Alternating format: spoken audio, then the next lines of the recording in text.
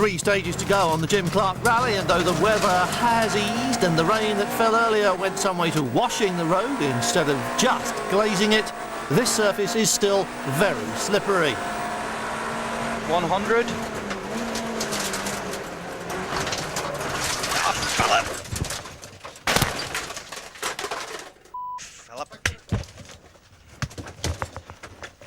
After a wild morning of spins and other moments, the Morrows had finally run out of luck and road. It was no different to anything that had gone before, really, but this time, instead of spinning down the middle of the road, the car hooked the ditch and rolled over, putting them out of the event with 1 stage still left to go. 3 stages had become 2 this afternoon, and Gareth McHale stayed on the road for both and stayed in 5th place all the way to the finish. 5 right and 6 right, 150. 6 left, maybe over bumps, 100. 5 left and absolute crest, go, 120. Absolute crest, 80. 4 left, maybe, over crest, cut. 39, turn 2 left, cut. Slippy if wet. It was all slippy and wet, and Jack Ingleby slipped a couple of seconds back into 4th place on stage 7, his attention distracted by a flapping driver's door. It happened just as Chris Moore made a charge for the front. With the right tyres on the final stage, he said afterwards, we could have chased the win. As it was, he was chasing the scenery again and was 3rd, just 11 seconds behind the leader and 6 seconds away from 2nd place at the end of the last stage. Stuart Jones went into that final stage with a lead of 3 seconds, but a little sideswipe through the undergrowth damaged the steering and slowed him. He lost 8 seconds to Sean Gallagher and dropped to 2nd as the points leader got back to his winning ways and racked up another one. Well-earned results all round at the top then, but these positions are unlikely to change the look of the championship leaderboard by very much. The order may not be that different, but it probably looks a whole lot more comfortable to Sean Gallagher now than it did this morning. He stays firmly at the top, while 12th place today has left Juan Roca a point clear of Jack Ingleby. Stuart Jones and Chris Moore aren't even visible. With the season on its downhill run to the finish now, Sean Gallagher has every reason to spray the champagne. This could be a vital win.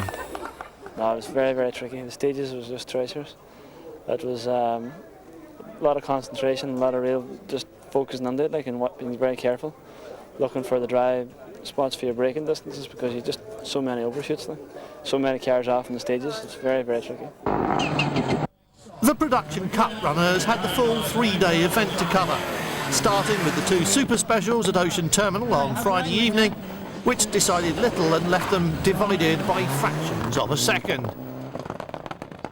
As soon as the first stage started the next morning, the rain began, but it wasn't the weather that sent Neil Buckley spinning up the road after a hard landing over the Blackadder Bridge, and nor was he the first.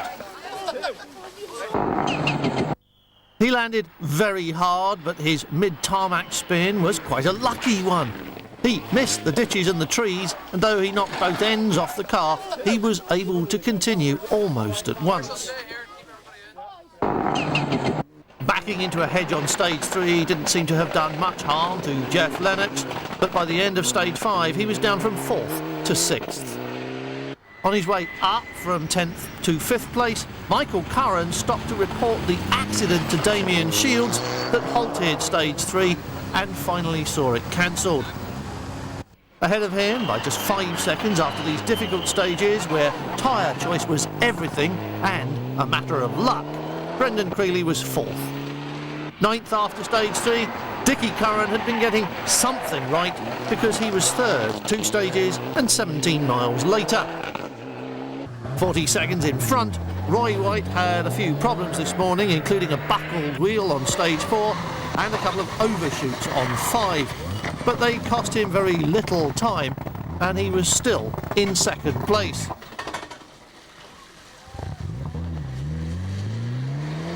He'd been the overnight leader, but Seamus Leonard went into the lead of the Production Cup on the first stage of the morning, and he was still there going into service 3 stages later, though the margin was now only 7 seconds. As well as ripping off bits of bodywork, Neil Buckley had squished the Mitsubishi's oil cooler during that hard landing on Blackadder this morning and lost 10 minutes doing makeshift repairs. Now he had come into service at Duns with more troubles and had joined his crew underneath the car, wielding the spanners against the clock as well as driving against it on the stages. It's a bit of mayhem at the moment. It was coming in from the last stage and the turbo blew on the way in, so we're all having a 20-minute service. It takes about 25 to 30 minutes to do the job, so things are pretty frantic at the moment. It was fixed, but he was dead last, P53 overall. This was a long day, and at the end of stage 12 it was only mid-afternoon, with Dickie Curran in 4th place, 15 seconds behind 3rd, which was Andrew Stewart, another Mitsubishi, who had climbed up from 6th place in the course of the last 7 stages. And Seamus Leonard had lost a place. No real reason, but on the first stage after service, unlucky 13, he'd been 9 seconds slower than Roy White, and now the overnight leader was back in front, leading by 2 seconds.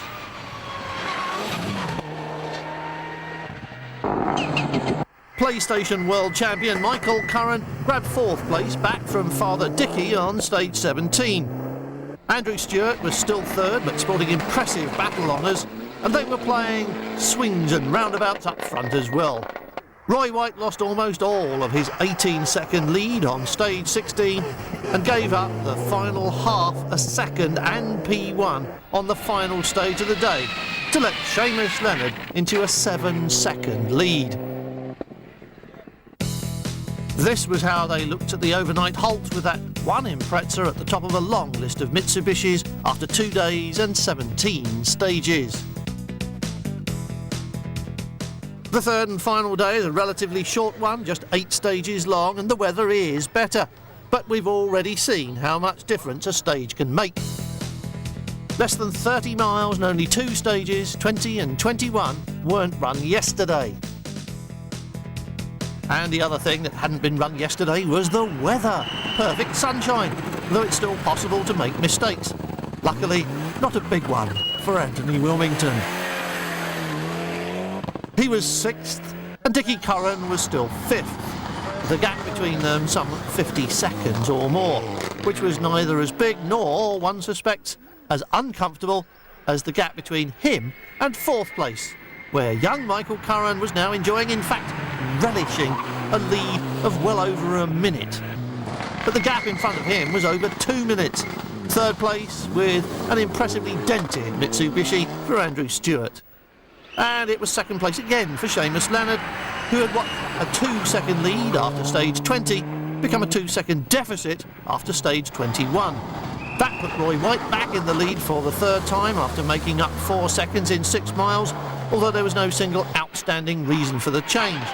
And there was 13 miles left to run in which it could easily change again. Although, with the weather settled, there were none of the big changes that rain and tricky tyre choice had made the main feature of yesterday. Technical infringement saw both the Currans drop out of the results, though, promoting Andrew Wilmington into 4th place behind Andrew Stewart, while Roy White had to watch as Seamus Leonard just nibbled away at his lead, edging away by hardly more than 1 second on every stage. But 1 second on every stage was more than enough to give him the lead just when it counted. Seamus Leonard takes the win by 3 seconds at the end of the final day, the smallest of margins after 3 days in such difficult conditions. Castrol Polo Championship teams were part of Friday and Saturday's shorter event, and Kenny Brown was the overnight leader after the Super Special at Ocean Terminal. At the end of a day made shorter than planned by a combination of stage stoppages due to accidents caused by the rain, Mark Annan was 3rd, while Anders Fredriksson spun into 4th place. Clive Wheeler nipped into 2nd spot after Mark Annan punctured, and with little stage time left, that was the way it stayed. Up front, Gary Laxo hung on for his 2nd consecutive win. The last was on the Scottish gravel, and this one was on only his 2nd ever tarmac rally. 1st, 2nd and 3rd places on the Jim Clark also mean 1st, 2nd and 3rd places in the championship for Laxo, Wheeler and Annan. This was the inaugural round of the Scottish Mini Cooper Challenge and followed the same pattern as the Peugeots and Polos, with the Super Special on Friday, followed by a day of rallying in what turned out to be truly treacherous conditions.